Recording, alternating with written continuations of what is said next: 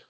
Muito boa tarde, professor Jorge Conde. Começamos mais uma edição de Conversas no Superior. O nosso convidado é, como eu já referi, o presidente do Instituto Politécnico de Coimbra, Jorge Conde. Um dia depois do Ministro da Ciência e do Ensino Superior, Manuel Leitor, ter estado na instituição a que preside. Agradeço a sua presença nesta edição em direto e que ficará também disponível no portal do Ensino Magazine em www.ensino.eu e ainda no Instagram do Ensino Magazine. Esta conversa será depois editada em formato televisivo. Professor, iria começar precisamente pela visita que ontem o Ministro da Ciência, Tecnologia e Ensino Superior efetuou ao Instituto Politécnico de Coimbra, onde acompanhou algumas atividades laboratoriais. Esta é também uma forma de mostrar confiança nas instituições, neste caso no Politécnico de Coimbra, e também de transmitir confiança aos estudantes e às suas famílias, dizendo que é seguro o regresso às atividades presenciais. Bom, boa tarde. Antes de mais, agradecer também o seu convite para estar aqui à conversa consigo. É um prazer. Sim, de facto, o Sr. Ministro ontem esteve cá e eu acho que esteve exatamente a fazer isso que acabou de resumir. Ou seja, de alguma forma veio mostrar que as instituições estão preparadas para retomar as atividades presenciais essenciais. Nós, naturalmente, vamos terminar este ano letivo com muitas atividades online, mas há atividades que não podem deixar de ser presenciais e que nós não podemos deixar de fazer com os estudantes nas escolas ou com os estudantes nos locais de estágio. E temos estado a preparar para isso. As duas escolas que foram visitadas ontem já têm inclusivamente atividades presenciais, ou seja, conseguiram antecipar até mais que aquilo que nós supunhamos algumas atividades. E o Sr. Ministro teve a oportunidade ontem de ver alunos, quer na escola de saúde, quer na escola agrária, já a fazerem parte dos seus estágios, e teve a oportunidade de ver a forma como estão configuradas as medidas de segurança. E, portanto, acho que é um sinal importante para as famílias, para os estudantes, para os professores, de que tudo está pronto para voltarmos a alguma normalidade. Nada voltará a ser como antes, mas há alguma normalidade. Professor, o facto de se voltar agora às aulas presenciais, naquilo que é possível, e de se manter o ensino à distância, isto poderá também prever um pouco daquilo que pode vir a ser o início do próximo ano letivo? Sim, claro. Nós não sabemos e esta pandemia, eu diria, que tem sido pouco previsível. Ela tem sido pouco previsível e a forma como lidamos com ela também tem sido muito à vista. Vamos vendo o dia da manhã a partir do dia de hoje e nunca vemos com muito distanciamento o que vai acontecer.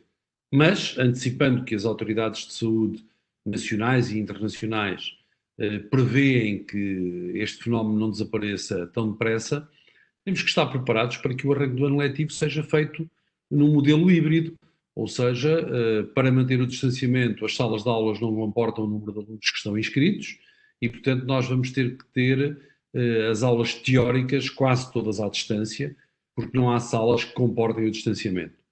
Já relativamente às aulas práticas, vai ter que haver um esforço para, eventualmente aumentando ligeiramente o desdobramento de aulas. Enfim, a parte financeira não permitirá a nenhuma instituição fazê-lo de forma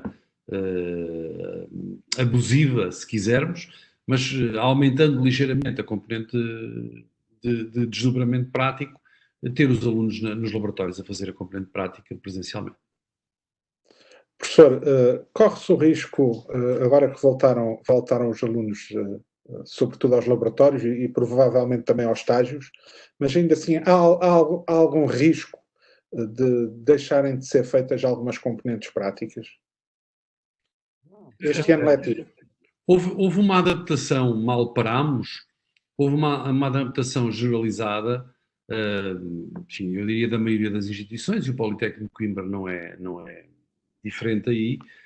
Houve uma adaptação generalizada para tentarmos tudo aquilo que fosse possível manter online, mantermos. E, portanto, em alguns cursos isso não é um problema, foi mais uma adaptação e um esforço que os professores tiveram que fazer e os conteúdos estarão lá todos, mesmo dados online. Noutras áreas, como é o caso das áreas que têm componentes laboratoriais muito fortes, eu colocaria aqui a saúde como uma das áreas mais complicadas de resolver, mas também componentes oficinais, como têm as engenharias, e como têm as escolas agrárias, e portanto as escolas agrárias até têm aqui um misto de três coisas, que tem muita componente laboratorial, alguma componente oficinal, e tem também uma componente prática fora das salas que não é possível replicar nem no computador, nem na sala de aulas. E, portanto, toda esta variabilidade de ensino vai se manter. Nós não podemos perdê-lo e não podemos deixar que os estudantes que terminam em 2020 saiam debilitados desse ponto de vista. E daí que ontem tínhamos anunciado ao Sr. Ministro que estamos muito preocupados, por exemplo, com a área da saúde, e há uma preocupação generalizada no país inteiro, e precisamos rapidamente de uma solução para conseguir terminar os cursos até setembro, já nem sequer é até julho. E por onde é que pode passar essa solução, professor? A solução vai passar obrigatoriamente pelo bom senso que as instituições de saúde vão ter que ter e perceber que estes alunos irão voltar ao estágio durante o mês de junho. Eu iria pôr aqui mesmo que alguns já estão a voltar, enfim, em algumas regiões já está a ser possível voltar, em Coimbra ainda não foi, mas vai ter que haver bom senso das instituições de ensino de saúde para perceberem que estes alunos, por exemplo, no dia 15 de junho estariam a sair dos hospitais com o estágio finalizado. O que nós estamos a pedir é que, quando deviam estar a sair, possam estar a entrar. E, portanto, estes alunos estão consciencializadíssimos do problema que é hoje uma instituição de saúde, do problema que é a pandemia, dos cuidados que têm que ter, dos materiais de proteção que têm que usar e de uma alteração de comportamento que os profissionais já tiveram, que os doentes já tiveram, que as visitas que vão aos hospitais já tiveram e, portanto, também eles estão preparados para isso. E é obrigatório que isso volte a acontecer e que voltem a ser abertas as portas dos hospitais e dos centros de saúde a estes alunos, porque o país corre o risco de, a partir de setembro, não ter profissionais para resolver o seu problema. E, portanto, vai ser obrigatório fazer isso na área da saúde concretamente.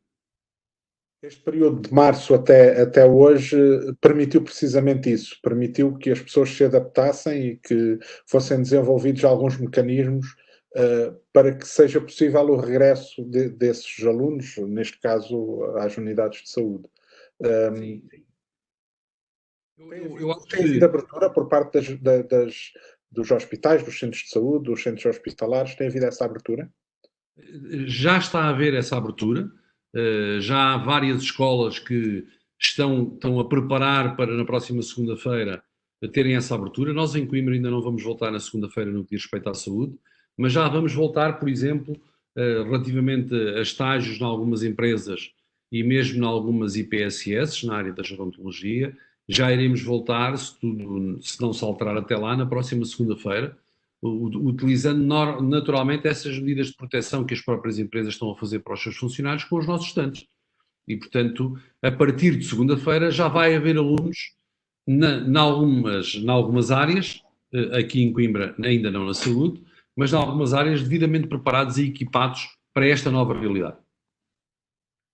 Professor, o Ministério do Ensino Superior fala das instituições Covid-free. É essa a imagem do Politécnico de Coimbra, ou que o Politécnico de Coimbra quer passar? Felizmente até agora temos sido Covid-free, talvez porque, enfim, como todos os outros, fechámos muito cedo, adotámos medidas de contenção muito cedo, sendo que mantivemos coisas permanentemente abertas, mas com os cuidados que era obrigatório ter. Nós, desde o dia 18, que temos grande parte dos serviços já a trabalhar parcialmente em presença física, e estamos a adotar todos os critérios de cuidado para nos mantermos Covid-free.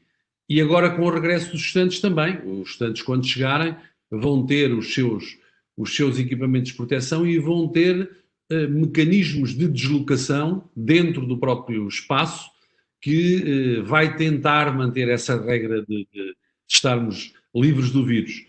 Por exemplo, só para dar um exemplo, no caso, por exemplo, da escola que visitámos ontem, da Escola de Saúde que o Sr. Ministro visitou ontem, tivemos a oportunidade de lhe explicar os corredores dentro da escola que os alunos vão usar, ou seja, cada curso vai estar numa área da escola, alguns laboratórios foram deslocalizados para permitir que isso acontecesse, todos os alunos vão ter uma porta de entrada e uma porta de saída, o acesso à cafetaria e ao bar vão estar circunscritos a determinadas horas e a determinadas lotações, sempre por marcação, e portanto vai haver aqui todas as condições para manter o distanciamento físico que é necessário. As pessoas vão estar no mesmo espaço, na mesma sala, mas não vamos ter os 1.300 alunos lá, nem vamos ter 600 alunos ao mesmo tempo. Vamos ter grupos que vêm à segunda, grupos que vêm à terça, grupos que vêm de manhã, grupos que vêm de tarde, e portanto vamos conter de alguma forma a possibilidade de haver uma contaminação, e quando ela acontecer vamos saber que é num grupo muito restrito, se acontecer, que esperemos que não aconteça, mas que é num grupo muito restrito e perfeitamente identificado.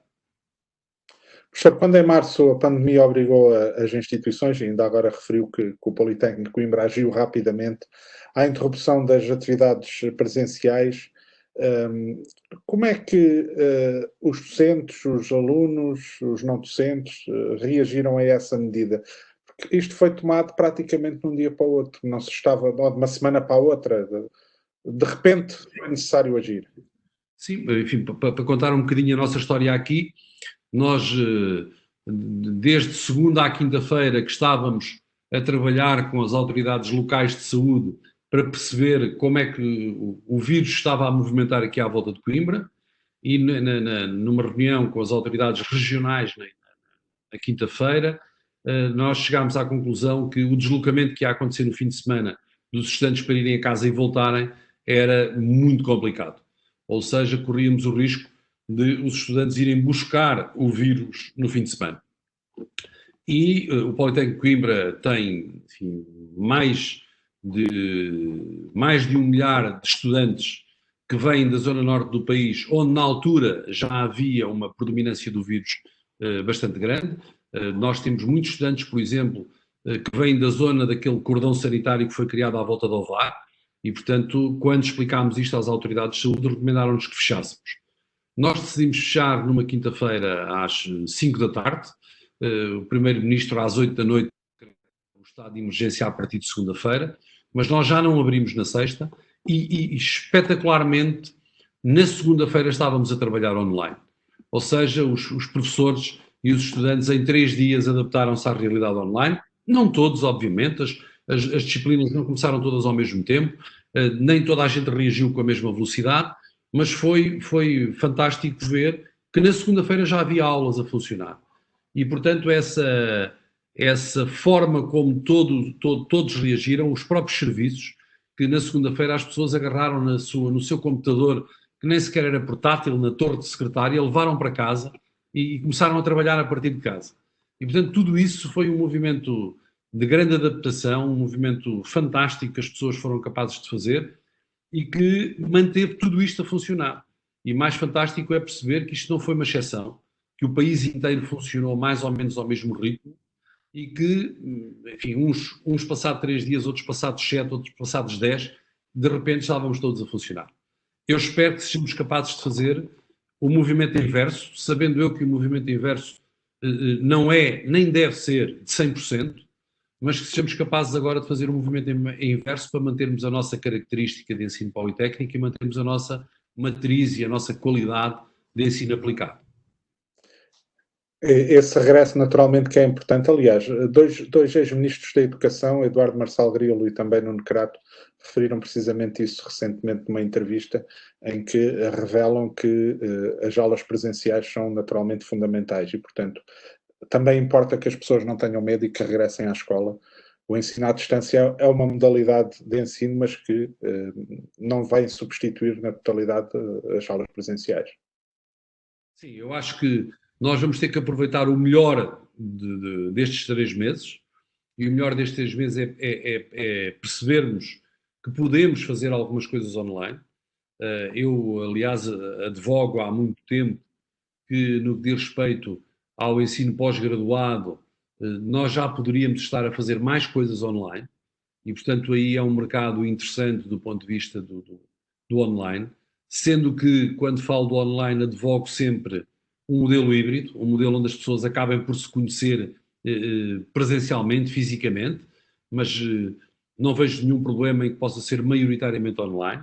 No ensino graduado, para os jovens de 17 anos que terminaram o secundário e que vêm para, e isto para dizer já, enfim, com declaração de interesses, que advogo que do 12º ano para baixo tudo deve ser presencial.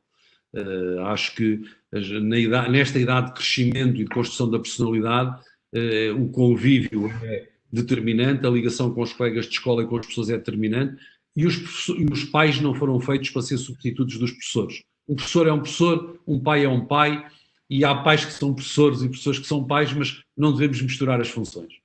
E, portanto, eu acho que no ensino superior graduado, nas licenciaturas, o ensino deve continuar a ser maioritariamente presencial, introduzindo aqui uma componente online que nos vai permitir, inclusivamente, ter aqui a possibilidade de contratar e de trazer saberes de outras partes do mundo. Eu, com o ensino online, não fico vinculado à ideia de que tenho que contratar professores à porta de casa, que os professores têm que vir todos de Coimbra ou dos arredores. E, portanto, quando faço ensino online, eu posso recrutar em Londres ou em Nova Iorque ou em Hong Kong. E, portanto, tenho esta vantagem no ensino online. Acho que ele deve ser uma pequena parte do ensino graduado, mas que não devemos também voltar a desperdiçar este know-how que adquirimos agora e que ele deve ser aproveitado exatamente para melhorarmos aquilo que eram os cursos presenciais ou 100% presenciais que tínhamos até agora. No fundo, é transformar a pandemia, que é algo muito adverso e que está a afetar todo o mundo, numa oportunidade. Claro. As crises são sempre também oportunidades e, portanto, a minha ideia e aquilo que eu espero é que isso venha a acontecer. Que nós sejamos capazes, por um lado, de voltar a fazer bem o que fazíamos, por outro lado, aproveitar esta oportunidade para andar para a frente em algumas coisas. Professor, este período permitiu também às instituições de ensino transferirem um pouco do seu, ou muito do seu conhecimento, muito da sua inovação para a sociedade, através de ações concretas na área da saúde, por exemplo, mas também no domínio social. O Politécnico de Coimbra cedeu uma das suas residências, avançou também para a realização de testes, distribuiu refeições aqui numa parceria com o Lions Clube de Coimbra, entre muitas outras iniciativas. Esta é outra vertente que a sociedade também espera do ensino superior e que, no fundo, o Politécnico de Coimbra acabou por dar uma resposta muito efetiva. Sim, nós temos feito um esforço muito grande por sermos parceiros e próximos da sociedade que nos envolve, que a sociedade que nos rodeia perceba que estamos aqui e que estamos disponíveis para ajudar a fazer funcionar e a desenvolver essa mesma sociedade, independentemente das ambições que temos para lá do nosso território, ambições nacionais e internacionais, mas eu acho que uma sociedade que não é para uma instituição que não é para os vizinhos também não é para mais nada. E, portanto, a nossa aposta de trabalharmos com o território é uma aposta grande. E daí que, nesta altura, quando entendemos que mais precisavam de nós, nos tivéssemos desdobrado em todas as frentes que eram possíveis, desde produzir material de combate à pandemia, a ceder, de facto, a residência, a ajudarmos as instituições que fazem solidariedade social e que se viram, de repente, impossibilitadas de distribuir comida porque não tinham quem a fizesse, de entrarmos também nessa parceria e de sermos solidários também nessa parceria, da própria solidariedade interna que tivemos que criar, porque os nossos estudantes foram provavelmente os primeiros a terem algumas necessidades. Eu recordo aqui, por exemplo, o repatriamento que foi preciso fazer, quase uma ponta aérea durante 15 dias, a trazer de novo para casa os estudantes. Não que eles estivessem muito preocupados com isso, mas para descansar as famílias que estavam a ficar muito preocupadas com isso. Foram muito poucos os que optaram por não vir e por ficar, mas todo esse trabalho é um trabalho de resposta à sociedade que eu acho que as instituições já tinham que ter feito e, portanto, já faziam, mas que têm que fazer cada vez mais. E esta foi também uma oportunidade para a sociedade nos sentir, para a sociedade perceber que estamos aqui e que somos capazes de ajudar, não só nestes momentos mais complicados, mas nos momentos de sucesso também, quando todos estamos fortes e capazes de fazer caminho, nós estamos aqui também para ajudar a fazer esse caminho e para sermos parceiros desse caminho. Recentemente, o secretário de Estado do Ensino Superior, também aqui numa das nossas conversas no Superior, referiu que a questão da pandemia pode ser, por tudo aquilo que está a ser desenvolvido nas instituições de ensino superior, um desafio para uma inovação pedagógica. Há pouco o professor já falava um pouco disso, de não se voltar para trás, mas ele falava também na diminuição da carga horária dos docentes, libertando-o para outras tarefas. O tempo em que vivemos já é propício a isso ou ainda temos que esperar mais algum para que isso se concretize? Eu acho que, enfim, quer uma coisa, quer outra, são coisas há muito discutidas no Politécnico de Coimbra e, aliás, dentro da equipa da presidência do Politécnico de Coimbra há mesmo uma pró-presidente para a inovação pedagógica. E a ideia é que nós sejamos capazes de perceber que temos que fazer as coisas diferentes. Folgo, enfim, em saber que o Sr. Secretário de Estado está desse lado, primeiro porque para fazermos tudo isto é preciso contabilizarmos o trabalho docente num formato diferente. Nós até agora contabilizamos o trabalho docente em horas na sala de aulas. E nós temos que contabilizar o trabalho docente num outro formato, para retirar aos professores o medo de não terem trabalho. Porque quando nós damos a um professor uma carga horária que não é aquela que é expectável, o professor tem sempre receio que isto vá a caminho do fim do posto de trabalho. Portanto, quando mexemos nos cursos, por exemplo, a seguir a Bolonha, os cursos ficaram com uma carga horária que já à época se entendia como excessiva. Enfim, a maioria dos cursos ficou nas 24, enfim, nas 22, 25 horas, em alguns casos. Nós temos aqui cursos com 26 horas por semana, quando, enfim, essa não é a realidade lá fora e é cada vez mais uma realidade que tende a diminuir. Nós já temos uma escola com os cursos todos em 20 horas, mas acreditamos que até podemos ter cursos em menos horas. O que temos que fazer é alterar a forma como ensinamos, sermos inovadores do ponto de vista da pedagogia e criarmos métodos alternativos de nos ligarmos aos nossos estudantes. Isso aconteceu agora com a pandemia.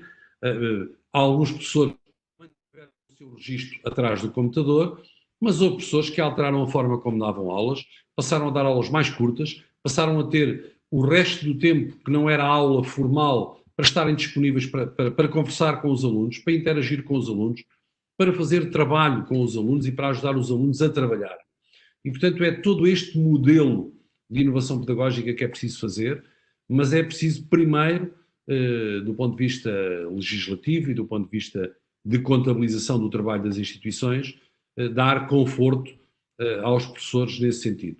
Porque sempre que tentamos mexer nisso, a primeira pergunta que nos fazem, e os dirigentes das instituições são vistos assim como uma espécie de representantes do patronato, que é uma coisa que incomoda sempre um professor, mas é assim às vezes que os nossos colegas nos veem, que é ele quer reduzir o número de horas porque quer reduzir o número de professores e quer reduzir a despesa.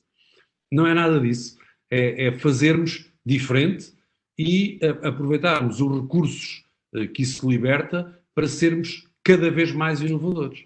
E eu acho que nós temos que aproveitar tudo isto que aprendemos nos últimos 3 meses para fazer diferente. Isso pode permitir que se desenvolva até mais investigação dentro das instituições, porque os professores vão passar a ter mais tempo, se calhar, para esse tipo de tarefas que neste momento não têm. Sim, se nós reduzirmos o contacto em sala de aulas, naturalmente que os professores passam a ter tempo para logo à partida pensar mais, que é dizer, bom, já fizemos este passo, qual será o próximo passo? Isto do ponto de vista docente e pedagógico. Depois, sobra de facto mais tempo para a investigação e para a ligação ao tal território, para a ligação às empresas e ao território.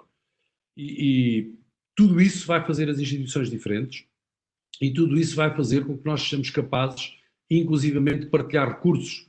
Provavelmente, quando eu tiver aqui um professor que, enfim, por um motivo qualquer adoece ou mete uma licença, eu se calhar vou conseguir, com este modelo de inovação pedagógica e com este modelo que cruza trabalho em sala de aulas com trabalho fora da sala de aulas, trabalho presencial com trabalho online, eu se calhar posso ir buscar um professor com igual competência fora do meu universo, ao Politécnico de Castelo Branco, de Leiria, da Guarda, enfim, à Universidade de Aveiro, ir buscar aqui aos vizinhos esse saber que às vezes é tão difícil de encontrar quando precisamos de substituir um docente que, por um motivo qualquer, tem que interromper a sua atividade. Portanto, todos estes mecanismos de inovação podem nos permitir essa liberdade de sermos mais, de interagirmos mais uns com os outros e de fazermos, no seu todo, as coisas melhorarem e serem feitas de forma diferente. Professor, vem uma nova fase de candidatura ao ensino superior. Este ano há novas regras na atribuição da nota de candidatura. A primeira fase do concurso é já de 7 a 23 de agosto. Qual é que é a sua expectativa para o Instituto Politécnico de Coimbra? Bom, a minha expectativa é que a gente sejamos capazes, no que diz respeito ao concurso nacional de acesso, de manter. Eu desejaria dizer que gostava muito de ver aumentados os números. Nós temos aumentado nos últimos três anos o número de candidatos e o número de colocados tem sido sempre maior, mas eu já ficaria contente que este ano se pudesse manter esse número. E estou a falar exclusivamente do concurso nacional de acesso, porque o meu receio é que toda esta perturbação que houve ao nível do secundário possa alterar as prioridades dos estudantes. Já eram muitos aqueles que não se candidatavam ao ensino superior e que isto possa de alguma forma ter mexido com isso. Mais do que as regras da forma como a nota é atribuída, preocupa-me a condição económica das famílias e preocupa-me que alguns não possam ou sintam que não podem continuar a estudar.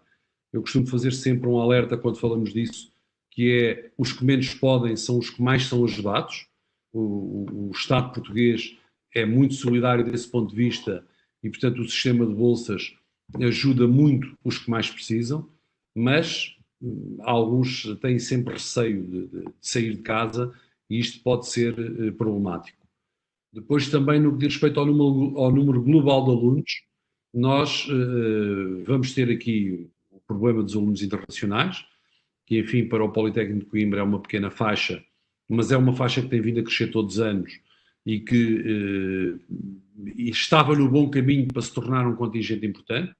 Vai haver aqui uma quebra obrigatoriamente, apesar de, nesta altura, nós temos já mais de 100 alunos colocados com a primeira e a segunda fase, se passam de colocados a inscritos, e a probabilidade é curta.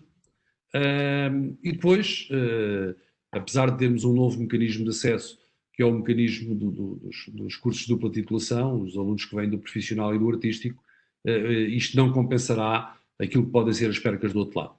É uma incógnita, mas as minhas expectativas, eu diria que ficavam felizes e satisfeitas se não diminuíssemos. Ainda que não crescêssemos, não diminuíssemos. Professor, este ano no ensino profissional, os alunos que vêm do ensino profissional também podem optar por não ir ao concurso nacional de acesso e optar por um concurso especial. Neste caso, os politécnicos do centro acabaram por se unir, digamos assim, e fazer um exame que acaba por ser único. Isso também é uma mais-valia para todas as instituições. Pode chamar mais alunos ou acha que os alunos do ensino profissional podem ainda ter aqui algum receio de entrar por este concurso especial? Não, eu acho que vai chamar mais alunos. Nós já tínhamos um número importante de alunos que, apesar de virem do profissional, entravam pelo concurso nacional de acesso, e acho que este mecanismo vai ajudar a trazer mais alunos. E acho que vai ajudar. O ensino profissional tem sido mal interpretado pelas pessoas, que é bom, quem vai para o profissional quer ter uma profissão no fim do 12º ano e quer ir trabalhar. Isso é verdade, ou seja, um aluno no 10º ano, quando vai para o profissional, vai à procura de uma profissão. Mas também é verdade que está numa idade em que tudo muda muito rapidamente. E, portanto, muitos destes alunos, ao longo dos 3 anos, adquirem a vontade de continuar a estudar. E isto é um excelente sinal para o ensino profissional, que consegue ser suficientemente cativante para que os alunos queiram continuar a estudar, e é um excelente sinal para nós no superior. Eu acho que nós vamos ter alguns desses alunos que gostam de continuar a estudar, a usar este mecanismo de acesso. Como disse, nós organizámos em consórcios, e no caso concreto do Politécnico de Coimbra, um consórcio com os outros politécnicos da região centro,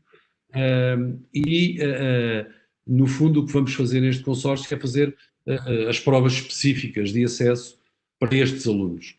Eu penso que nós poderíamos ter aqui, enfim, na região centro, um número de candidatos superior ao número de vagas que toda a região centro vai ter, embora ainda não se conheça o número de vagas, mas enfim, pelas conversas que vamos tendo,